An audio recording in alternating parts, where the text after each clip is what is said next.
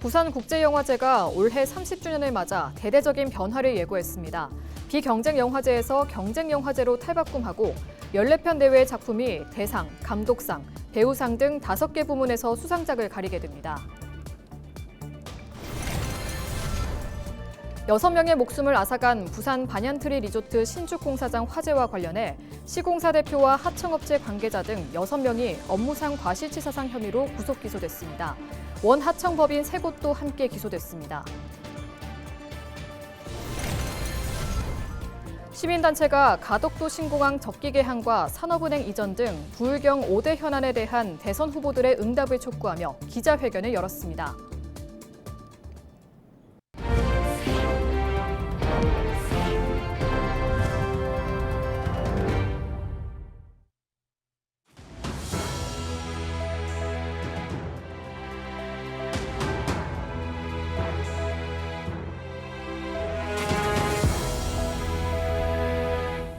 시청자 여러분 안녕하십니까? 헬로티비 뉴스입니다. 올해 부산국제영화제의 핵심은 변화입니다. 30주년을 맞은 영화제는 올해 경쟁영화제로 새롭게 시작합니다. 권정숙 기자의 보도입니다. 30대가 된 부산국제영화제는 올해부터 경쟁영화제로 전환합니다. 비경쟁영화제로 출범해 29년간 성장한 만큼 올해부터는 아시아 최고의 영화를 선정하는 공식 경쟁 부문을 신설해 위상을 높이겠다는 것입니다. 14편 내외의 작품이 대상, 감독상, 배우상 등 5개 부문에서 수상작을 가리게 됩니다. 이에 폐막식도 대상 수상작을 폐막작으로 상영하는 방식으로 달라집니다. 세월이 30년이 흘러서 저희는 이제 아시아에서 가장 중요한 영화제로 성장했습니다. 그래서 아시아 영화에 대한 정보나 네트워킹이 충분히 있고, 근데 그래서 이제 아시아 영화의 최고의 영화는 무엇이냐라는 것을 평가할 수 있는 지에 와 있어요. 그래서 아시아 영화의 경쟁 부분을 서로 도입하고. 집행위원장의 세대 교체도 이뤄졌습니다. 2년간 공석이던 집행위원장 자리에 정한석 위원장이 공식 선임되고 박가원 수석 프로그래머가 합류하며 영화제는 유연함을 더했습니다. 기본적으로 영화제는 하나의 유기체가 되어야 한다는 것이 제 생각이고요. 그리고 그러기 위해서는 프로그램도 유기적으로 돌아가야 한다는 것이 그 판단입니다. 그래서 어떤 권역의 안배주의 그리고 고착성을 탈피해서 새롭게 한번 프로그래밍을 유동적으로 개척해 보도록 하겠습니다. 의미 있는 변화가 시도된 만큼 올해 영화제의 운영 기조도 확장과 통합으로 방점을 찍습니다. 공식 초청작 규모는 약 240편으로 확대되고 상영관도 부산 전역으로 늘려 더 많은 관객과 만나게 됩니다. 또 기존 6허런츠와 비전 섹션을 통합 확장해 한국과 아시아 신진 감독들의 다양한 작품을 조명하고 발굴합니다. 아시아 영화의 중심으로 거듭날 올해 부산국제영화제는 오는 9월 17일 화려한 막을 올립니다. 헬로티비 뉴스 권정숙입니다. 6명이 숨진 부산 반얀트리 리조트 신축 공사장 화재와 관련해 시공사 대표 등 관계자가 무더기로 재판에 넘겨졌습니다.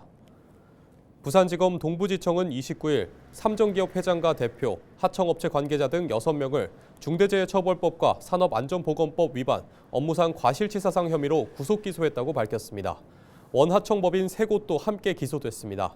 삼정기업 회장은 소방공사 미완료 상태에서 허위 보고서로 사용 승인을 획득하고 화기작업 시 안전관리를 소홀히 한 혐의를 받고 있습니다. 또 하청업체 대표는 안전관리자 미선임, 현장 소장 2명은 현장 부재로 인한 안전방치, 용접작업자는 불티방치로 화재를 유발한 것으로 드러났습니다. 검찰은 앞으로도 노동자의 생명을 위협하는 산업 현장의 안전사고에 엄정 대응하겠다고 강조했습니다.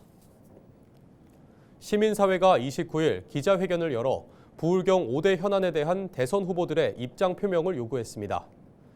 미래사회를 준비하는 시민공감 등 시민단체들은 가덕도 신공항 적기 개항과 에어부산 분리 매각, 제2차 공공기관 추가 이전 등이 국가 균형 발전의 초석이 될 것이라며 대선 후보들의 응답을 촉구했습니다. 또 해양수산부 부산 이전과 해사법원 설립, 부울경 메가시티 완수도 공약에 포함시켜야 한다고 강조했습니다. 이들 시민단체는 부울경 5대 현안을 공약으로 추진하는 후보에 대해서는 지지 선언도 마다하지 않겠다고 밝혔습니다.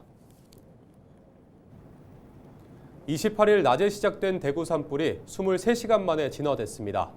보통 해가 지기 전까지 주부를 잡지 못하면 야간에는 산불 확산을 막는 정도로 대응할 수밖에 없는데 이번에는 야간 진화에 수리온 헬기가 투입돼 큰 역할을 했습니다.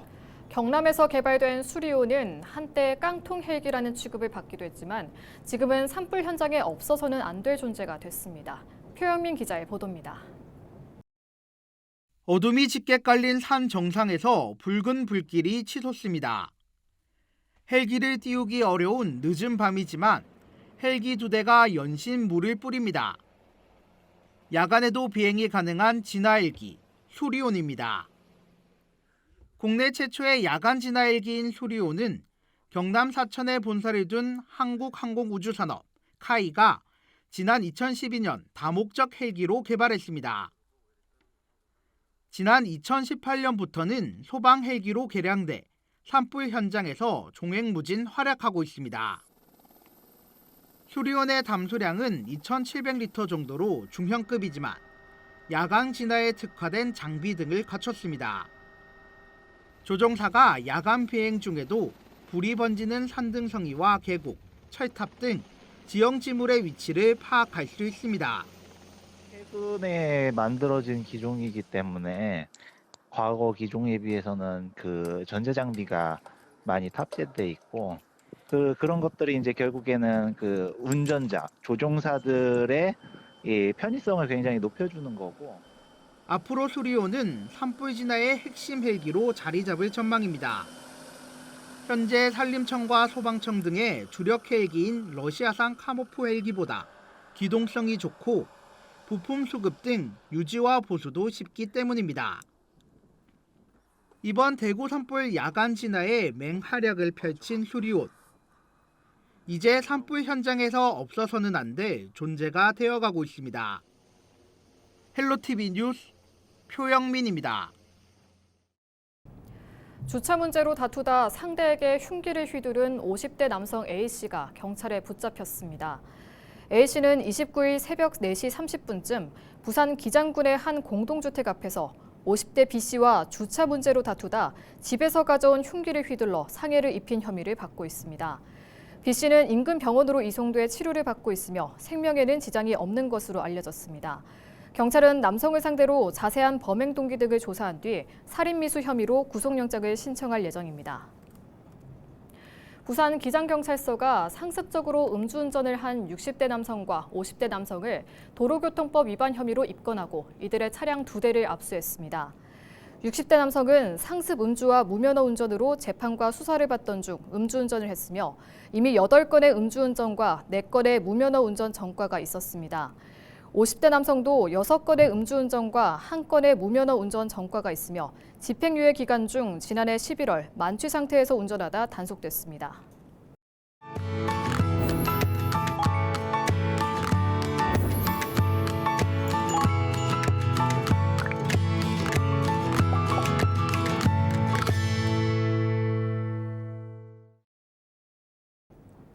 케이블 TV 공동기획 우리 동네 영웅 시간입니다. 겨울철 어려운 이웃을 위해 무료로 연탄을 나눠주는 연탄은행이 강원 원주에서 시작됐다는 사실 알고 계십니까? 27년간 이웃을 가까이에서 돌보며 복지 파수꾼 역할을 톡톡히 하고 있는 밥상공동체 복지재단을 LG 헬로비전 이다혜 기자가 소개합니다. 노부부가 사는 구도심의 한 주택. 노란 조끼를 입은 사람들이 찾아와 오랜만에 활기가 돕니다. 녹이 쓴 대문에 사포질을 한 뒤 페인트 칠을 하고 너무 높이 자란 나무는 가지치기에 낡은 집을 단장합니다. 대문도 걱정거리 있었지 하려고 그러는데 걱정거리 있고 또 뭐 방에 이런 것도 다 하려면 힘들어가지고 못하고 그래 있어서 그러니까 오늘 해주니까 좀 감사합니다. 원주 밥상공동체 복지재단과 한국관광공사는 해마다 봄맞이 구도심 집수리 봉사를 펼치고 있습니다. 밥상공동체는 공공기관의 사회공헌 활동이 이웃에게 실질적인 도움이 되도록 연결하는 역할을 합니다. 밥상공동체에서는 이렇게 이제 원도심에 살고 계시는 어르신들의 어떤 그 주거 환경의 어려운 부분이 어떤 점이 있는지 속속들이 이렇게 이제 아실 수가 있어서 저희들이 이제 도움 드릴 때 그런 꼭 필요한 부분들을 이렇게 도움 드릴 수가 있고. 그 시각 밥상공동체 종합사회복지관이 운영하는 무료급식소에선 점심 식사가 시작됩니다. 따뜻한 밥과 영양을 더한 반찬에 살뜰히 안부 인사를 챙기는 복지사들 덕분에 어르신들은 살아갈 힘을 얻습니다. 27년간 매일 한결같이 이웃에게 밥 한 끼 대접하는 일을 멈출 수 없는 이유입니다. 구조조정으로 인해서 실직자가 생기고 또 그로 인해서 이제 거리에 노숙자가 이분들한테 좀 먹거리를 좀 제공을 좀 잘하고 또 그래서 그 제한할 수 있는 발판을 좀 만들어 가자 해서 원주 시민운동으로 이제 98년도에 해가 갈수록 더욱 혹독하고 길어지는 겨울, 난방비 걱정에 더욱 움츠러드는 에너지 취약층에 연탄을 배달하는 것도 밥상공동체의 몫입니다. 어려운 이웃을 대신해 지역사회 곳곳에 도움을 청하고 모금하는 일부터 골목골목 손수레를 끌고 연탄 창고를 채우는 일까지 복지 현장 최일선에서 다양한 역할을 수행하는 사회복지사들의 봄, 여름, 가을, 겨울은 숨가쁘게 흘러갑니다. 다리가 많이 불편하셔서 외부로 이동이 어려우셨거든요. 근데 봄에 꽃피는 장면을 꼭 보고 싶다고 하셔가지고 저희와 같이 보시면서 되게 행복해 하시는 모습이 기억이 납니다. 밥상공동체가 지난 27년간 나눈 연탄은 830만 장, 무료급식을 제공한 인원은 143만 명에 이릅니다. 밥상공동체가 나눈 밥과 연탄만큼 지역사회 곳곳에 온기가 더해지고 있습니다. 헬로티비 뉴스 이다혜입니다. 창원 안민중학교 유도장이 29일 오전 문을 열었습니다. 경상남도 창원교육지원청은 18억 원의 사업비를 들여 약 380제곱미터 규모의 유도장을 새롭게 조성해 이날 개관식을 열었습니다. 그동안 안민중학교 유도부는 진해 도천초등학교 유도장에서 교실 2개 정도 공간에 초등 유도부를 포함한 19명의 학생이 함께 훈련해 왔습니다. 교육당국은 공간의 협소함과 이동 과정의 안전 문제 등으로 유도장 건립을 추진해 왔습니다. 안민중학교는 지난 2013년부터 유도를 교기로 지정해 유도 꿈나무를 육성하고 있습니다. 미래 자동차 산업 전환과 신산업 발굴을 위해 미래 자동차 버추얼 센터가 29일 김해시 한림면에 문을 열었습니다. 미래 자동차 버추얼 센터는 조향과 부품의 디지털 모델 개발과 주행 성능 평가를 위한 첨단 장비 3종을 구축하고 지역 기업의 디지털 트윈 기술을 활용한 제품 성능 검증을 지원하게 됩니다. 김해시는 미래자동차 버추얼 센터를 시작으로 명동 일반 산단 내 미래 모빌리티 열 관리 지원센터와 초안전 디지털 트윈 기술 지원센터 등을 2028년까지 차례로 개소해 미래 모빌리티 기술 개발을 위한 클러스터를 조성할 계획입니다. 29일 오후 부산시의회에서 교통부문 탄소중립 이행 전략과 추진 과제를 논의하는 토론회가 열렸습니다. 부산시의회 건설교통위원회와 부산경실련이 공동으로 개최한 이번 토론회는 교통부문 탄소중립 이행 전략을 모색하고 수송부문의 온실가스 저감 공감대 확산에 기여하기 위해 마련됐습니다.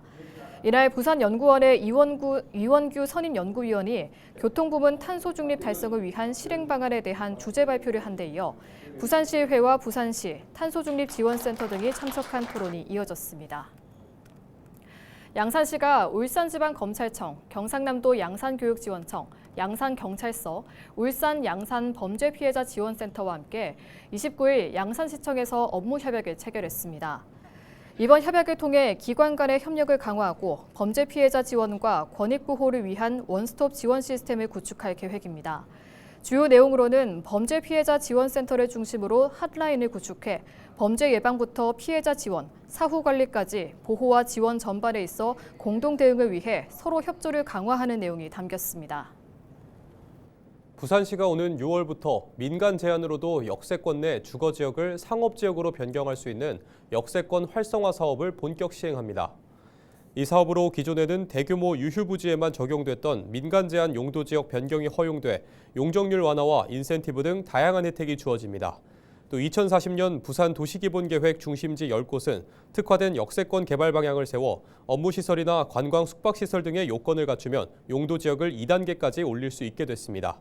시는 이를 통해 역세권 복합 개발을 촉진하고 도시의 활력과 민간 투자를 늘린다는 계획입니다. 용도지역 변경으로 생기는 이익은 생활 SOC나 공공임대주택 등 시민 편의시설 확충에 사용됩니다. 이상으로 뉴스를 마칩니다. 시청해주신 여러분 고맙습니다.